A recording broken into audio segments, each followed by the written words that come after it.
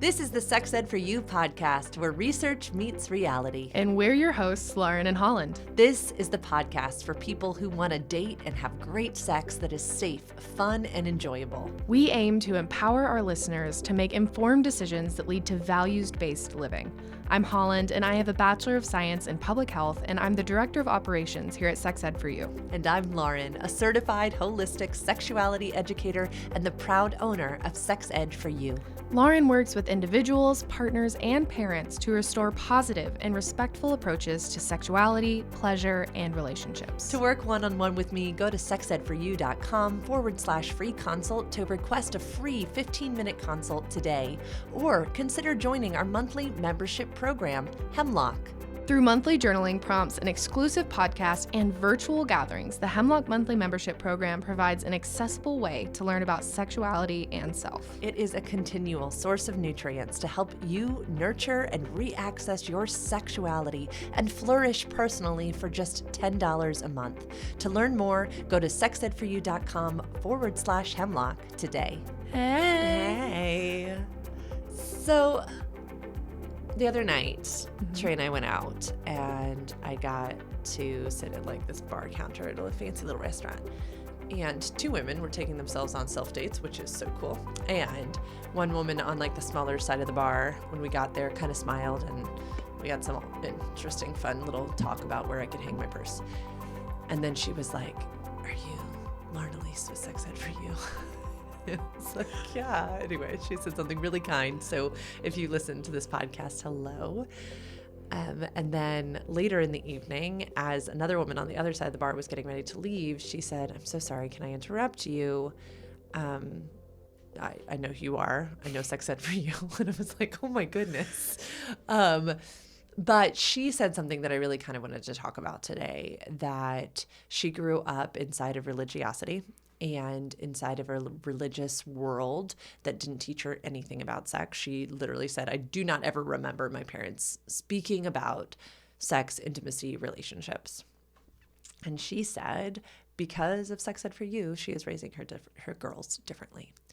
And at the end, as she was going, she asked me, "I give you a hug," and we gave a big hug. And she said, "I love Jesus, but I think things could be done differently."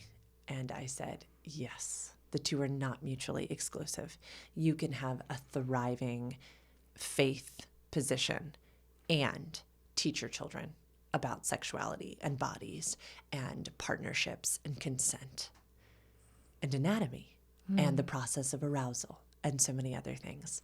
So what I would love to talk about today is the harmful effects of religiosity, as is the term we use, the long-lasting obstacles they can create in sexual existences, and then also how it does not need to be mutually exclusive. You could be a person of faith, any faith, and have a thriving sex life.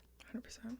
You can be dating and still love your God and know about consent. So I thought we could talk about kind of from whence we come. From whence we come.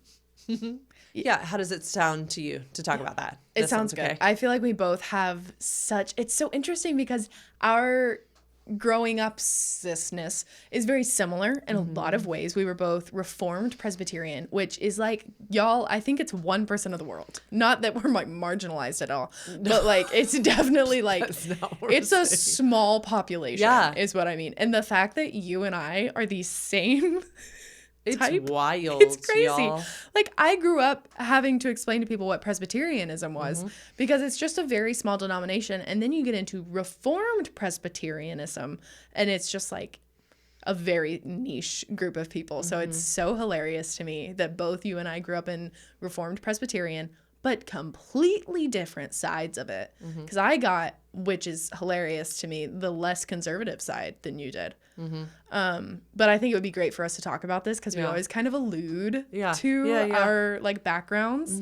But I would love for the audience to kind of have more of a well-rounded picture of both of our background. I think it'd be great. I think when I first got into this work, it was a story that I told often. And as my clientele has expanded and as referrals so beautifully pour in. Thank you to everyone who refers, their friends and clients and family members to Sex Ed for You. Yeah, I don't tell it as often. And, I think one of my deepest desires as I deconstructed and reconstructed my life was to not swing to another end of a pendulum and become a whole different form of the exact same thing. Yes. What did they say? A horse of a different color? Yeah. I didn't want to do that. And so I think sometimes I have inadvertently offended people because I'm not angry enough, but I don't desire to be angry. I desire to inform and educate. And in sex school, we learned that we can't change anybody's mind. People change their own minds. I can present education. I can share an opinion. I can share research. I can share my own story, and I can listen to the stories of others. You are not going to find on this podcast or on anything Sex Ed for You does anything kind of like this. Finger waggy. No, we're not going to do it. No. Because I think it's an interesting thing that I came from the other side. I feel like there's an Adele song coming in here. Hello. It's me. I've been there and nobody could have said anything to make me change my mind. I really believed, and anything somebody said made me take this like, the gospel is offensive and Christians are being persecuted. So take that, sucker. Not interested in doing that. Yeah. And so that's like the end of the story. Now let's tell it's a preamble. Very good. What a word. I grew up inside of Reformed Presbyterianism, hilariously, just like Holland. My family wasn't always that. My parents both came to the renowned Liberty University from various ways. My father was a scholarship basketball player. My mother had been an actor for 4 years and kind of had gotten burnt out from the movie star life. And she had a conversion experience in New York City, and my father had a conversion experience in Louisville, Kentucky. And the Lord Jesus brought them both to Liberty University. And their story of meeting is hilarious. My dad was about to quit school because he had had an injury on his motorcycle. His coach was like, tell me anything that would make you stay. What would make you stay? And he was like, have the movie star come read to me. And the coach was like, done. And somehow he got my mom's information and had the movie star come read to him in the hospital. And yeah, they hit it off. They were both really like charismatic and fascinating and just had little star qualities to them. Anyway, they got married. They had found faith, which in their minds had rescued them from the worlds that they came from. Mm-hmm. So Jerry Falwell Sr. himself married them.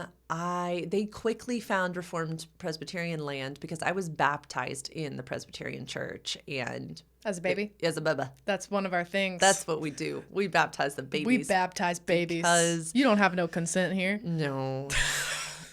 We believe in these things.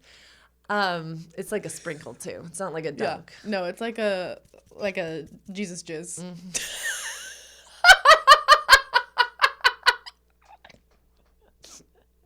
I hated that. Have you ever said that before? No, I've never said that before. I hated it the second it came out of my mouth.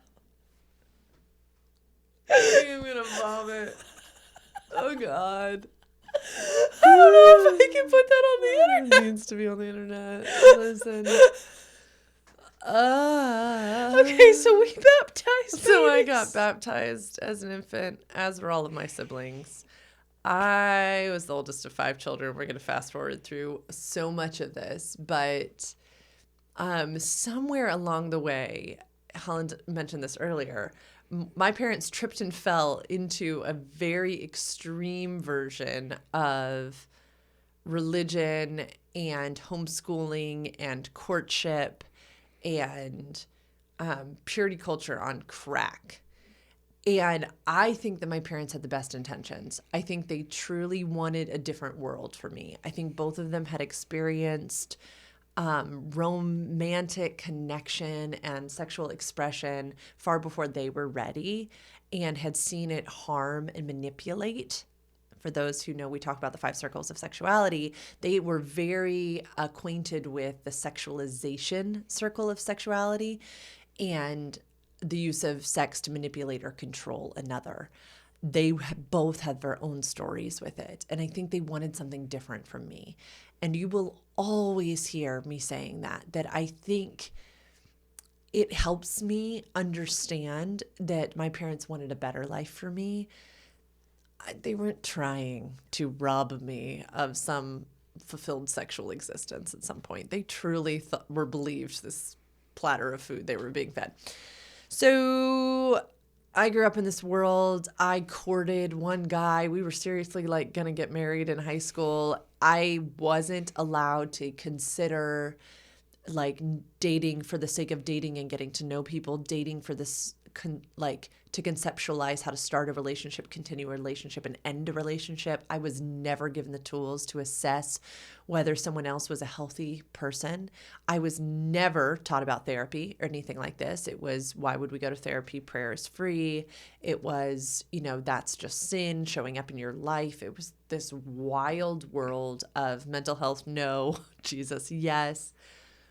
So I end up, being introduced to my first husband on some blind date where there's all these grown adults there, and he was 7 years older. And 7 years older, at what age were you? I had just turned 18. Okay, so 18 and 25. Yes.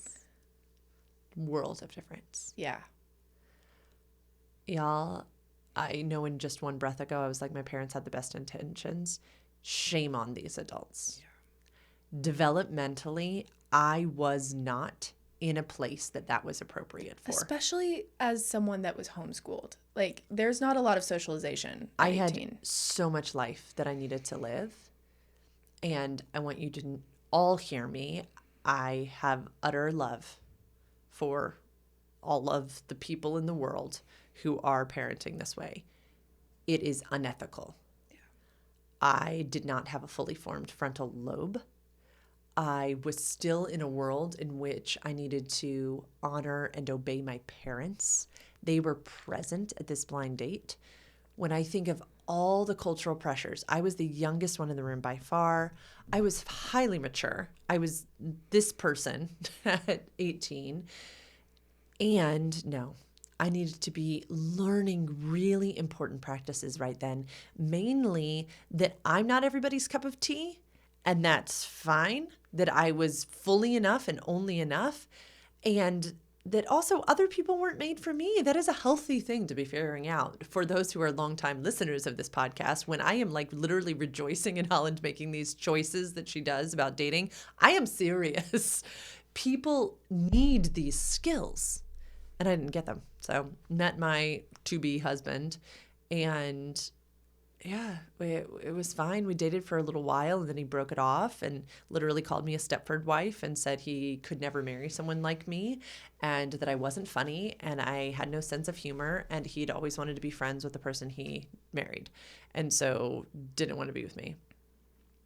I experienced what most people at that age would experience, which is devastation. And then I got it in my mind that either the Lord needed to take away my desire for this man, or I needed to become what this man needed. So enter codependency. I became all the things that he would want and need. And I figured out how to read his mind, and I figured out how to be that person, and made myself indispensable to him. And yeah, then I remember he said at one point, I was doing this thing and I was freaking out. I was so full of anxiety, and I thought, I need Lauren here because she'll know like how to make things better. Not like, oh, she makes me happy and we feel good and I feel so competent and she's so competent and look at this world. No, it was, I like need her. And I was like, yes, I've roped him in. I've won. So anyway, I don't know.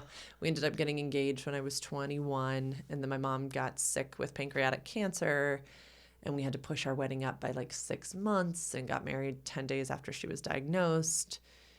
And we got married, and then she died, and then my then husband went through a spiral of addiction and anxiety and hypochondria, and that turned into alcoholism, and that turned into emotional abuse and verbal abuse. And then he got sober, and that was replaced by these things called parasomnias.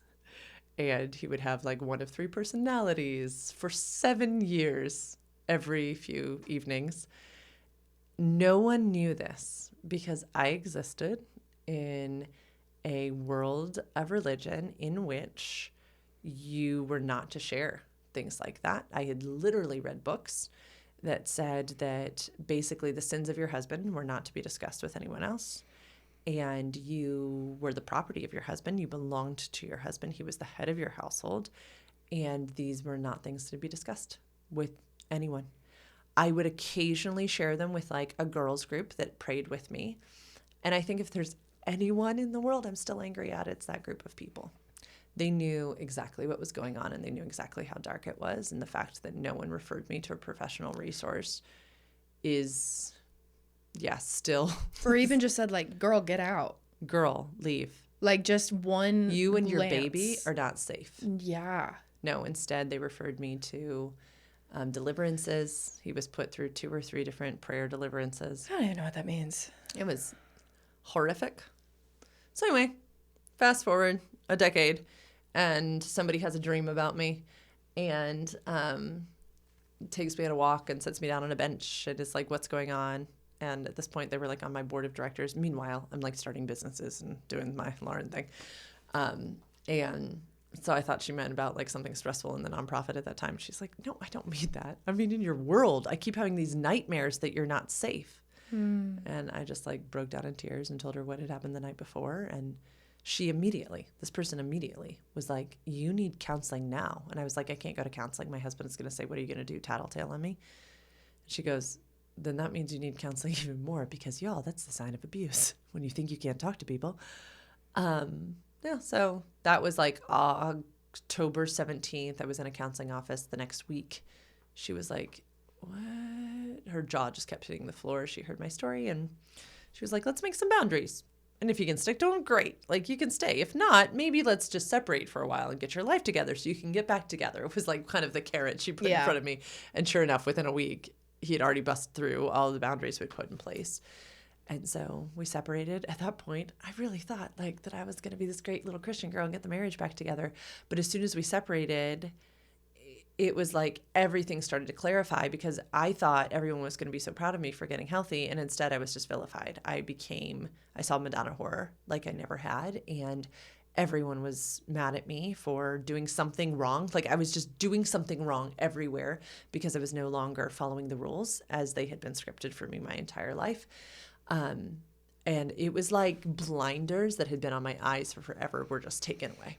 And all of a sudden, I was learning and gobbling up information. And at that point, reading people who shared my faith, but also believed in healthy mental health conditions, and who believed in boundaries and divorce. And no, it is like I just became more and more the harlot the more I learned. And that's when it started to click.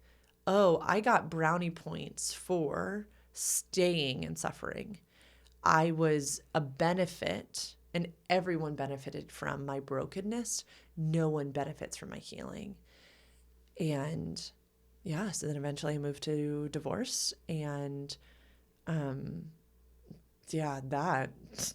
when I realized, I at one point had shared with my counselor that the church supported with my divorce. They chose to support it on the cause of spiritual desertion, I think was the words they used.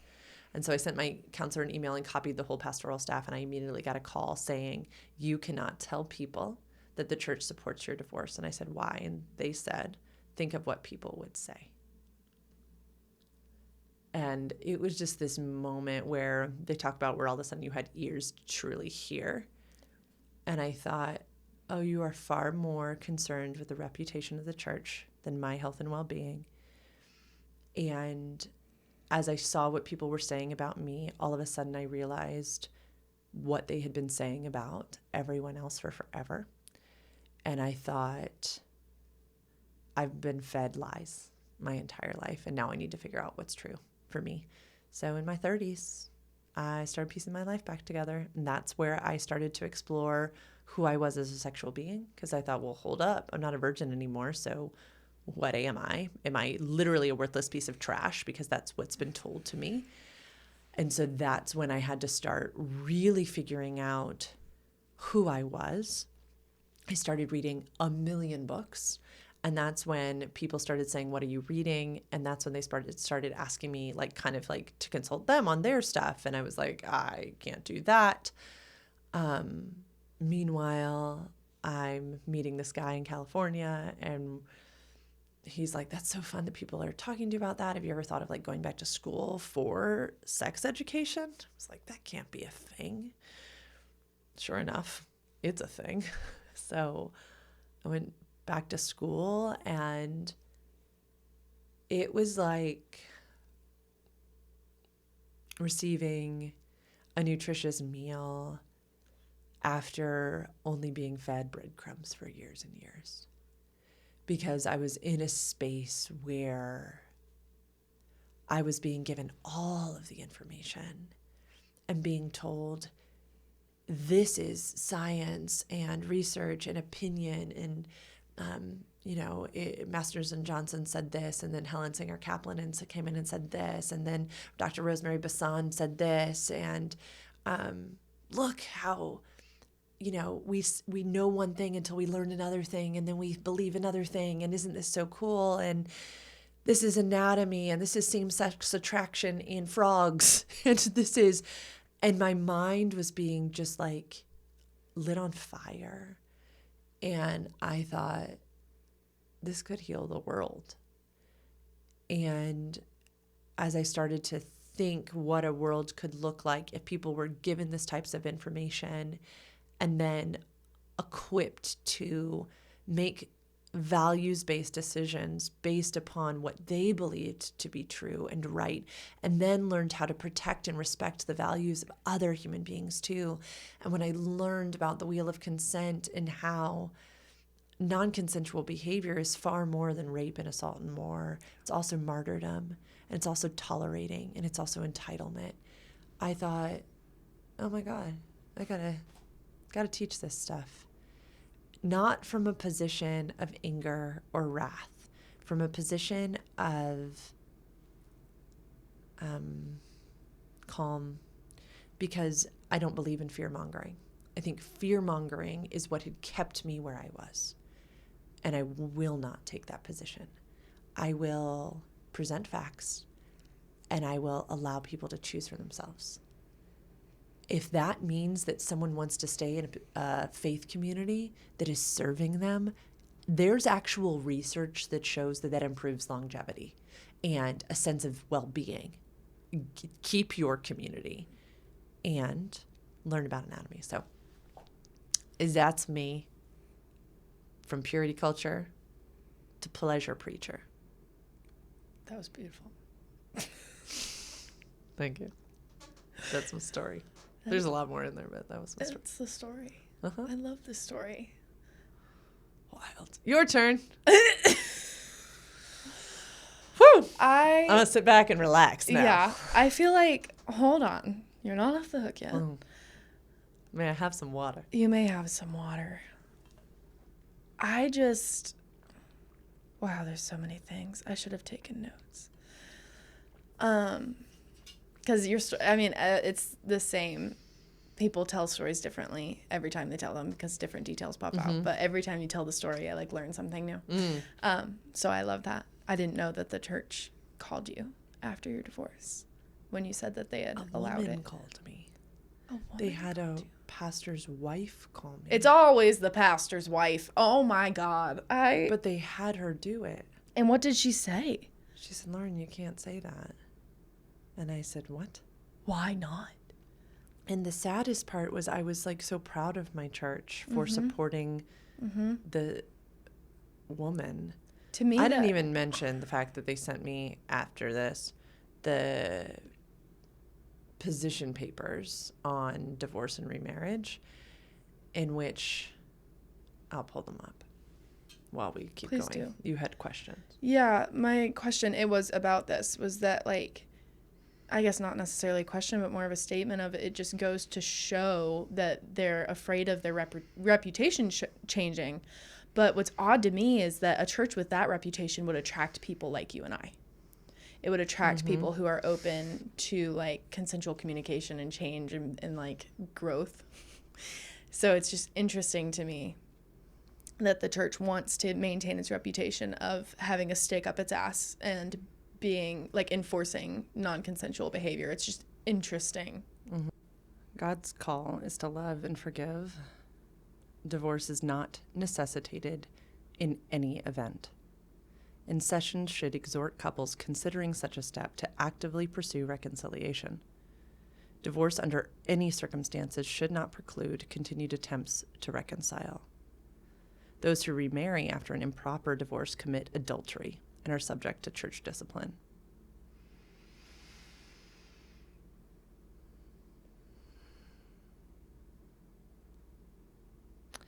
The weakness of one or both partners may lead to gross and persistent denial of the marriage vows. Yada, yada, yada. Where do they mention failure?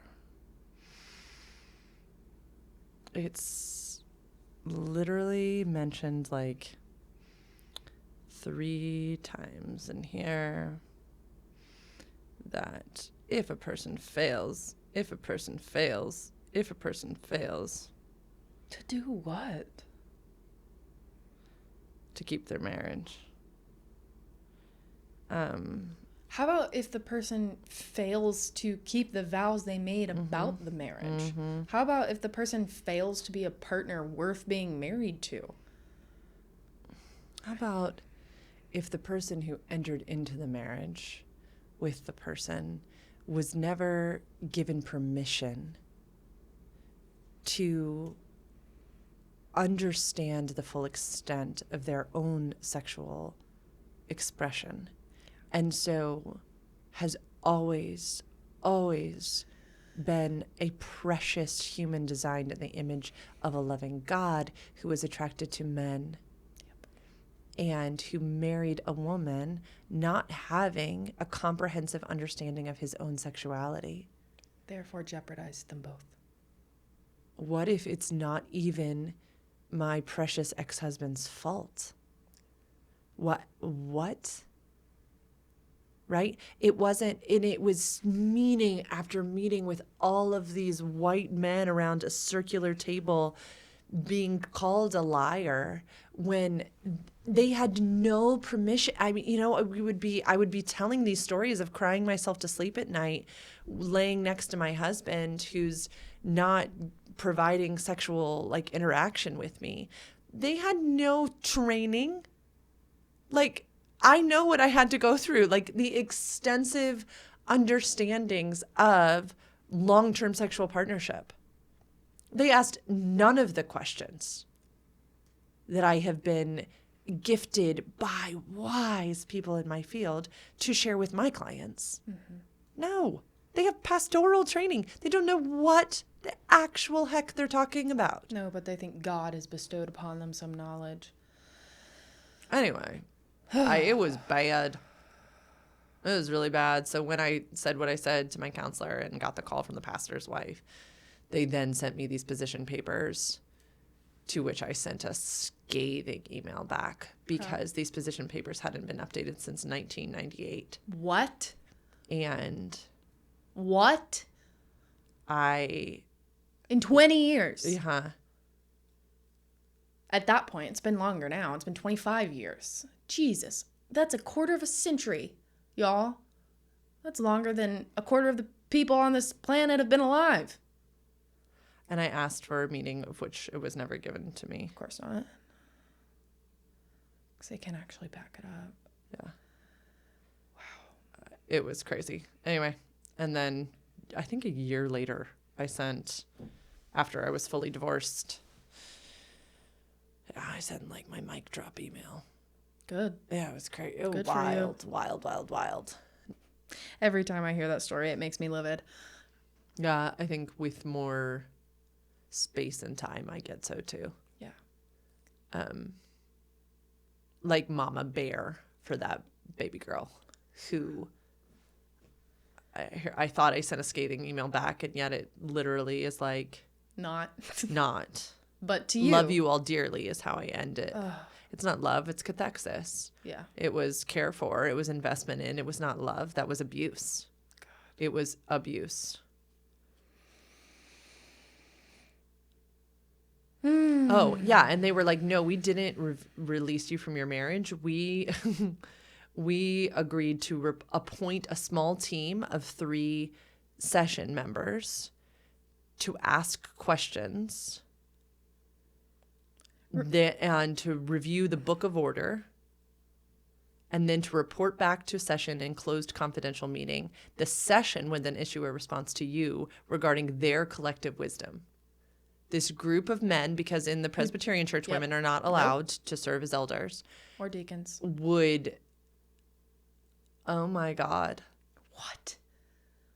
That was October 4th, 2018. I filed for divorce 3 weeks later and never spoke to them again. Yeah, why the hell? I don't even know, because I've never been married. Why did the church, is it because you were trying to maintain membership at the church that you were having to go through this process? Because I remember my gran talking about going through the church to get a divorce too, and I'm like, don't you just file for that? The church would make you think that no, like they will release you from your marriage. Yeah, if you want to stay in good standing with the church, which is ridiculous. It's a legal document. Yeah, like there's nothing, I mean, what? Okay. No, I mean, church membership is a big thing that's, used to control the behaviors of people. And again, I want to be very clear. I think that there are beautiful people out there to whom faith serves a beautiful purpose. Yeah. And I never want to trample on that. And this is not okay. The things that were done to me were wrongful and unethical and abusive and disgusting. Yeah. And should never be done to anyone. So no, I will not stand by. Absolutely not. Those things at all. I think thank you for delineating that, because I think it's important to say, not only for our audience, but just like people at large, we don't hate faith.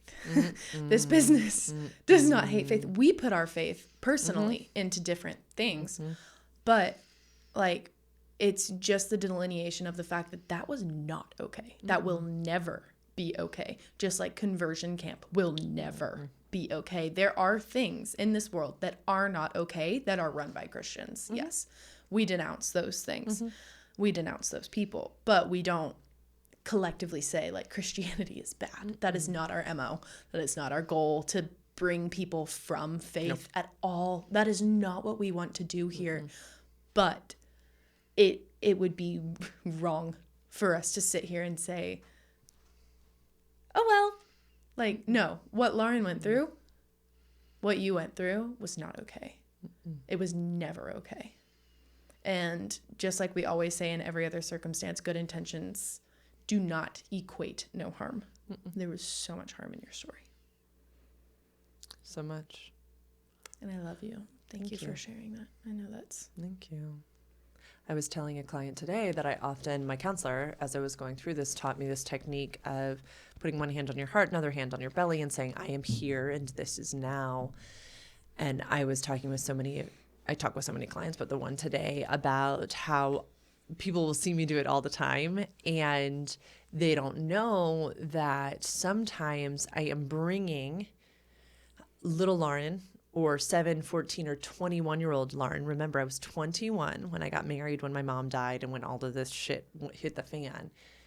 She went through so many traumatic events that I have to bring her to here now. And so sometimes when I'm using my voice, you might see me do this, maybe this, but usually just this.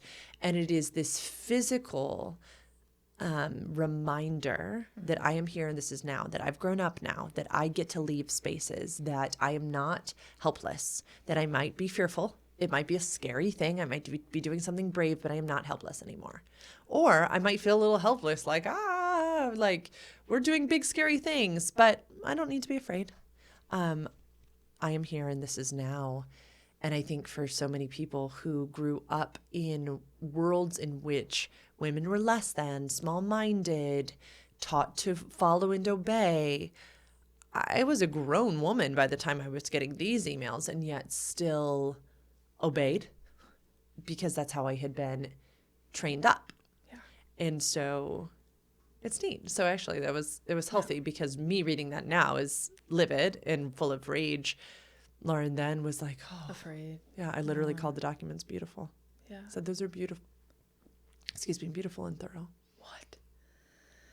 I changed my tune. A year later, I sent Yeah, I'm sure. a bigger I response. hope so. It's kind of baffling to me to see the emotional stunting that is done to the people that are raised in such an extreme as you were. Like the emotional stunting of growth. It's painful. It's really painful to see, not only from the outside, but I'm sure from the inside as well. Yeah, not only are children, teens, late teens, when I was 18 and met my first husband, supposed to be learning skills of how to start and continue and end a relationship, they're also supposed to be learning about the panoply of emotions that really exist within us. Yeah, and I wasn't free to really express those. I needed to be chosen by a future mate. I needed to be, kind of marketable as a wife. Yeah, I was always told that I wasn't meek enough to be a good wife. My taste was too expensive. My husband wouldn't. Have you heard the infamous McDonald's story? Like I was at McDonald's and I wanted to order a chicken sandwich, not like $1 burger. And my family told me, your taste is too expensive. Someday you're going to have a husband and he is not going to want to pay for these things for you. Not, Lauren, you have price of taste. You're going to need to get yourself a really good job, or you're going to need to build yourself a beautiful business that provides value to the world so you can buy yourself your chicken sandwich. I am so sympathetic to the situation, but also at McDonald's. At McDonald's. At McDonald's. Your expensive taste. My expensive taste. For this McChicken. It was always this like weird, God, so interesting. On Partnership Podcast recently, Trey and I had a money talk, and his counselor had asked him to ask me what money means to me. It was a great question. That is interesting. We love a man in counseling. Yeah, God, it's sexy. So sexy. It's like my therapist wanted me to ask you. I'm like, tell me. Do you wanna ask naked? Yeah. What does money mean? And I said worth. Because I wasn't worth the chicken sandwich.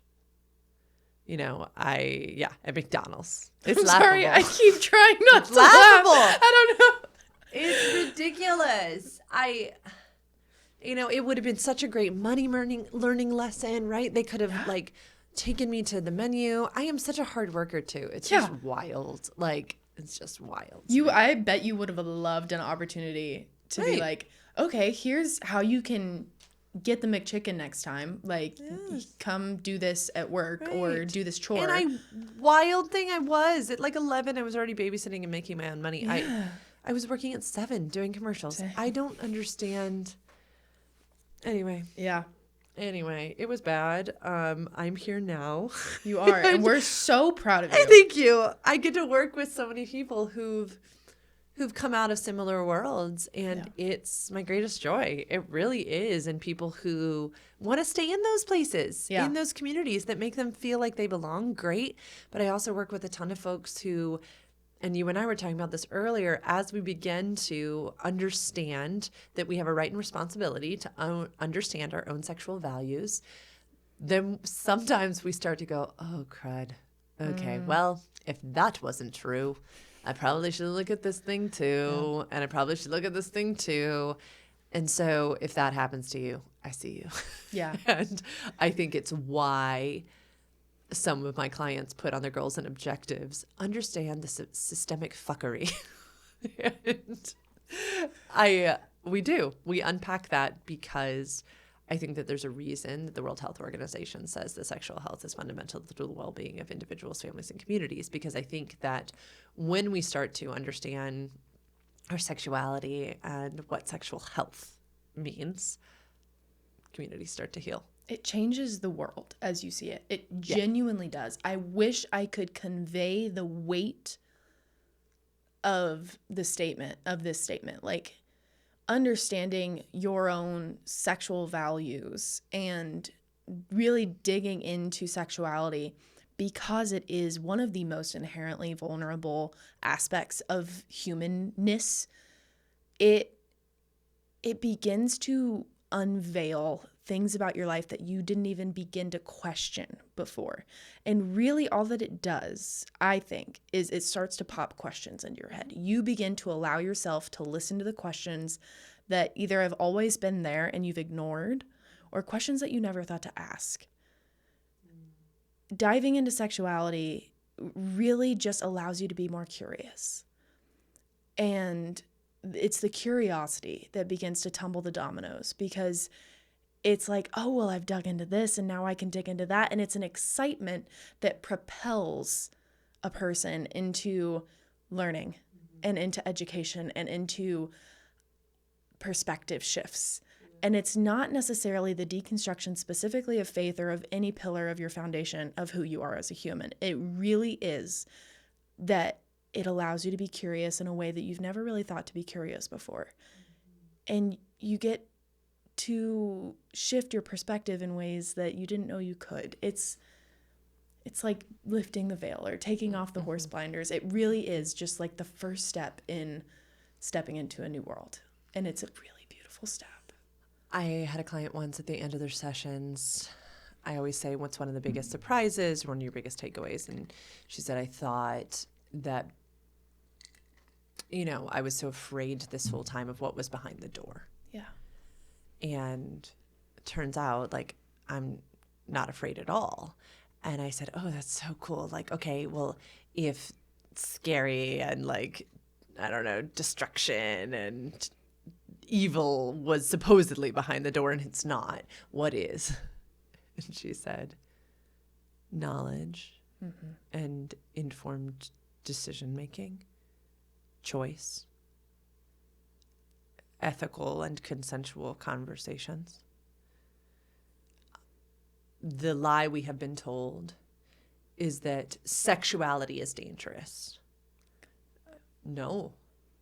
There are harmful sexual behaviors that should be called out, just as the abuse that I was the recipient of inside a church should be called out. I will never sit in these chairs and say that sex is perfect and harm-free and blah, blah, blah. If anybody tries to sell you on that bullshit, walk away. Anything can be medicine or poison. Sex can be the same. And when we start to understand that there is so much more that we can know, when we start to push into consent, when we start to understand anatomy, when we start to understand the human physiological and psychological responses to what they want and don't want, when we start to understand desire and arousal as like a yes or a no, whoa, the whole world gets curious to us. And then we get to go, oh my goodness, okay. If it is important for me to know what I want, it's important for me to also wonder what other people want. And then it's important for me to ask. And then it's important for me to respect. And then it's important for me to take consensually and give consensually. Yeah, it's not this scary, disgusting thing that we've been told it is. No. One of the things we talk about often is that passage from that Just Good Sex article about tradition. And so much church culture is built upon tradition. And the feminist authors of the Just Good Sex research article that we mention all the time, let us know if you want to see it, mention that tradition, for the sake of tradition, is scary. Because when you're looking at something where tradition is upheld, you also need to look at whose voices have been silenced and whose voices have been protected.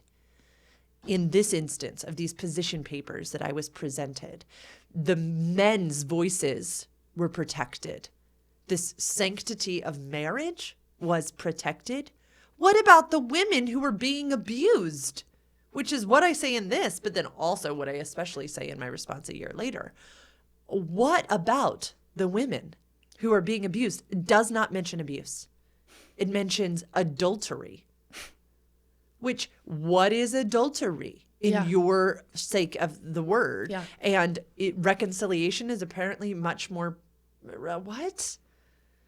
I remember learning at some point that forgiveness does not equal reconciliation. And I had always been taught that. That forgiveness does not condone, pardon, or excuse behavior, and it never has to equal reconciliation. Those are separate things. Learning that forgiveness was more for self than for the other was a huge change for me. Like allowing myself to forgive people without the reconciliation solely for the calmness of my own soul. Yes. So that I didn't feel that I was holding on to a grudge for the sake of my own peace rather than for the person to feel better about themselves. Because that's what it was always about for me. Like, well, they messed up, but they feel sorry. Like, forgive them so that they can feel better about it. That's what it was for me for a long time. And turning forgiveness into something for myself, for my own peace, was a really big step in the right direction. One of the first ones I took. Yeah. I was just thinking about the phrase that we often hear, may I ask for forgiveness? May I ask for your forgiveness? Which, if we think of wheel of consent, may I is a taking question. And I was always raised that I had to say, like, yes. Yeah. If somebody Yes, I forgive asks, you. if they're brave enough to ask, you have to say yes. Which is just enduring and tolerating behavior.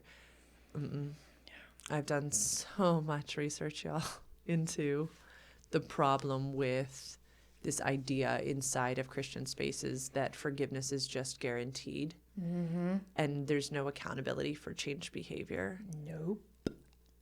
It's not okay. No, it's ridiculous. It's beyond disgusting. And so if you are listening to this out there and you're in a relationship that you are being coached by people inside a faith space to forgive and reconcile, please know that that is not required of you. It's not your only option. No. You have other opinions that could be shared with you. And I think one of the toxic problems inside religious spaces is that you are to listen to your elders. You are to listen to this God-ordained authority. And yeah, they're all coming from one opinion place. So make sure that you're also getting some instruction from trauma-informed people, that you are seeking out professionals who work in this field, who are not connected to the body that might be tarnished by your disagreement of their principles. Bully everything I would say to little Lauren. Oh my God, I know. I love to imagine little Holland and like talking to her. Sometimes I get really overwhelmed with the things that I think I would say. And then other times I'm like really intrigued by it, but it like vacillates. Is that the right word? Vacillates between the two. Like, I don't know if I had the opportunity, which it would be. I am curious though. Do we want to? We could pivot to your story. We could save your story for next time. We could do two different. Is mine that long? Think? I mean, I guess it could be. I can make it long. Oh, I'm gonna okay. have questions. You know me. Yeah, well, let's do that. I like questions. I can come prepared with a timeline. Shocking. Holland tells stories in a different. It's so fun to research like storytelling and even like plot development. You don't tell stories chronologically. No, and I love start it. like in the middle. It's okay. And then I backtrack, and then I go to the future, and then I backtrack again, and then I go back to the future. Like, I really am all over the place, but it's because my brain is like, oh, this is important. Oh, this is important. It is. It's a beautiful storytelling technique. It's very interesting. I like it. I track fine. I love putting them chronological when clients tell me stories because it's really cool. It happened just the other day. I had a client whose doing some fabulous work. And all of a sudden they went, oh, those things were all the same year. Yep. I just sat there and was like, Yes. Oh, that death, that piece of Yep. rejection, Yep.